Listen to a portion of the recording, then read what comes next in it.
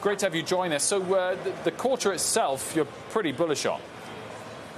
For Apple, absolutely, right? We think that there's a strong degree of upside, particularly in gross margins, and we're looking for to see 32% revenue growth, north of $85 billion in revenue, and $1.25 in earnings.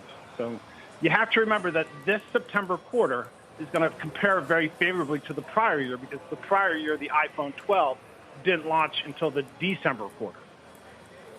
And in terms of the guidance and some of the potential pressure points to offset that strong quarter for Apple, what will you be looking out for? Right. So there's always the concern about, did they pull forward revenue into the September, right? People are expecting a blockbuster holiday quarter from Apple, and Apple has only been giving soft guidance. And it would be great to see, since the beginning of a new fiscal year, if Apple would give a little bit more color as to what that higher end could look like for the December quarter. And also there's, concerns about supply constraints, particularly with the iPhone 13. We just point to Tim Cook as being one of the best operators out there in the business.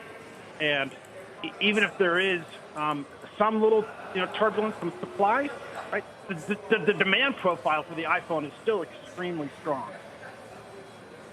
Totally anecdotally ran into someone on the way into work today who couldn't get a iPhone 13 in the lower Manhattan Soho store of the Apple store because they said that it's backed up on the ships. So, Collin, where are the numbers for next week? Where's the market, and where could the surprise come?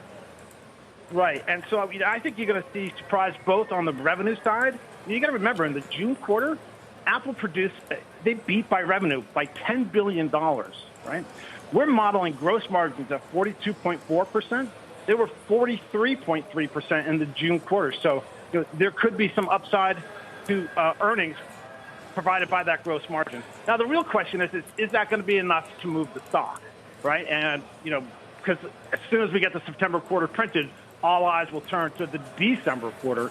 But we think with the MacBook Pros coming through, some of the new AirPods, and just the volume of people coming into the Apple ecosystem that will be, targets for their services, that this is still a very strong upgrade cycle, and, we're still very positive on the shares. Collin Gillis, thank you for joining us ahead of Apple results. The stock is flat today.